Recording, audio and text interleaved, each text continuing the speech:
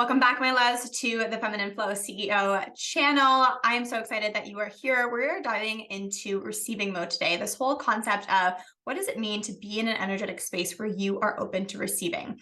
This is one of the most incredible results, quite honestly, of being in your feminine energy. It's something that you can only activate from balancing the energetics between your masculine and feminine. And so we're going to be diving into all of that momentarily.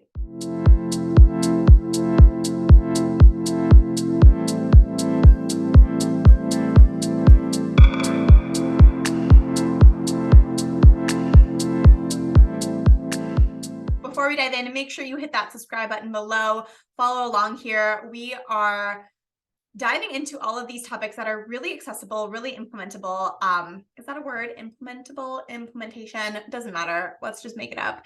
But I am very, very dedicated and connected to the purpose and mission of bringing something that feels very ethereal, very like out there, like this feminine energy, and making it something that you can really, truly embody and harness on a daily basis in a super accessible way. I love balancing out this feminine energy, all out there flow vibes with this masculine strategy and structure. That's why we're out here becoming our own feminine flow CEOs and bringing these feminine flow frameworks into how we are showing up and living. So make sure you hit that subscribe button so you can get all these downloads, all the information, all of the wisdoms that you can actually start implementing in your daily life.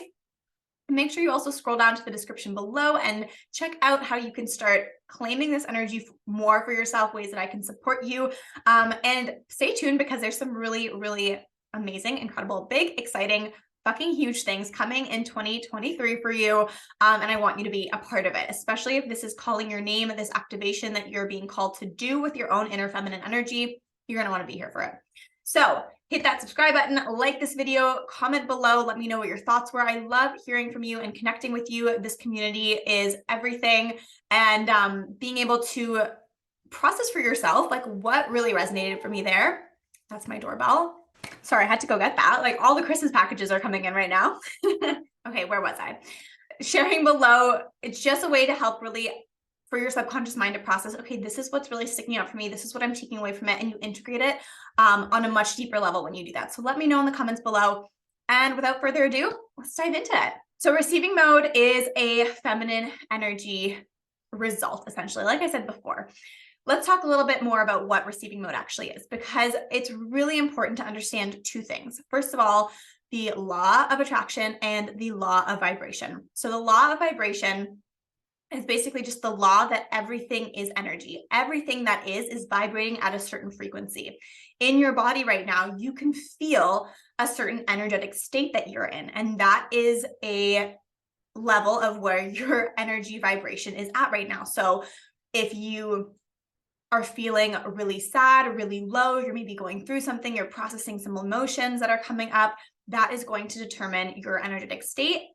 As opposed to when you are out and about, maybe let's say you're on a really fun date, you're feeling really good about yourself. You're like, yeah, I look super hot in this outfit. I'm like having so much fun. I'm flirting.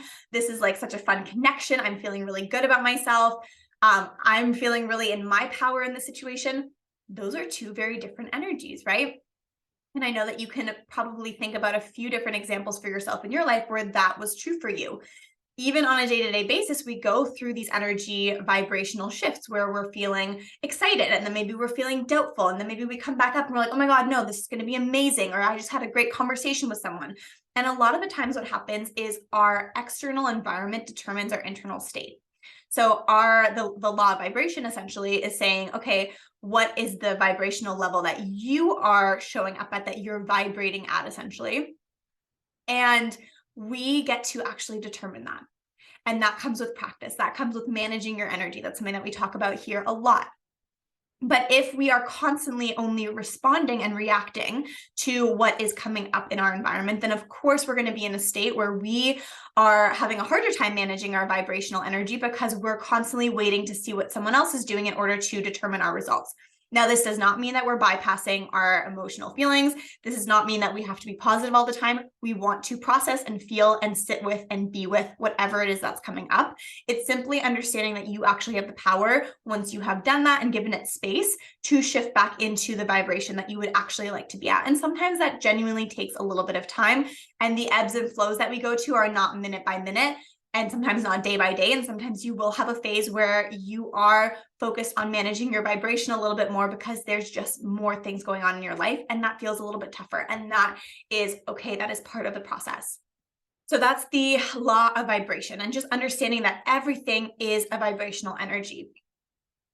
Once we understand that, then we talk about the law of attraction.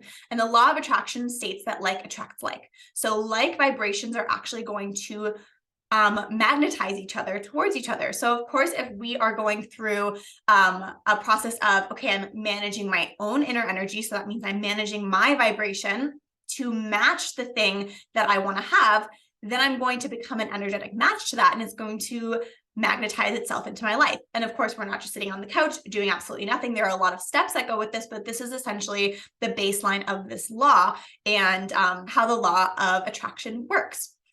So if everything is energy and like energy attracts like energy, then we have to start thinking about, okay, how am I showing up on a day-to-day basis? What is my default mode? What is the energy that I'm coming to work in? How am I interacting with people? And to be honest, most of us are in a default mode where we go through the day and it's like, I just got to do this. I just got to get up. Okay, here we go. I'm going to make my coffee. I'm going to rush around. I'm going to quickly make the lunches, and for my kids or for myself, for my partner, whatever it is, I'm going to get in the car. Shit, there's traffic already. Like, we're in the state of like, just get me there. Like, okay. And then I have to get to my office, and I have to sit in my office for 8 hours. And I'm like, I'm doing work, but like, do I really love this work? And then I have to have this conversation with my boss. And then when I come home, there's traffic again. And oh my God, it's winter and it's already dark outside, and I have to make dinner. And like, okay, now I'm just going to like throw on the TV and watch some Netflix and like, just like zone out for a minute because that's really what I need right now. Like, do you hear what's going on there? Right? And that's the truth for most of us, because we are in a state where our nervous systems are triggered by the normalized level of stress that we are very accustomed to living under now. We are living under conditionings where we have to hustle and move and push and force things. That is the narrative of success, what we need to do to be successful. And so, of course, this is the energy of which that we move through our day then, right? And it's a very different energy than waking up and being like, oh my God, today's gonna be a good day. And making some tea, making your coffee, and having some intentional time to just drink that coffee, and moving to your work day and being like, wow, like I love this drive to work. The sun is shining, like, or I love walking to work or biking to work. And like, okay, I'm really excited about this project. And again, I want to just emphasize that you might be in a situation right now where you're like, I actually don't feel that good about my job. I'm not super happy with what I'm doing or where it's going. And that doesn't mean that we're going to say, never mind, everything's great, everything's good. No, that is not the point. That is not the purpose. We're not suppressing or repressing or pushing things away and pretending that it's okay. What we are doing though is we're looking for the pleasure. And in doing that, we're going to start getting clarity, especially if you're in a situation where you think, okay, this isn't what I want. This doesn't feel aligned.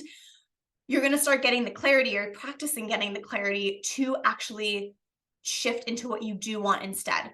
Because as long as you are going through your day thinking about how this is just what it is, accepting it, or feeling frustrated about it, or feeling like it's shitty, that is going to be what you continue to create, because that is what you are focusing on. Again, in this law of attraction, what you focus on is what expands. So if you are vibrating at that energy of like frustration, like even apathy, a lot of times, that's what you're going to be creating more of. So when we talk about receiving mode then, and we're actually looking at how do we get into receiving mode?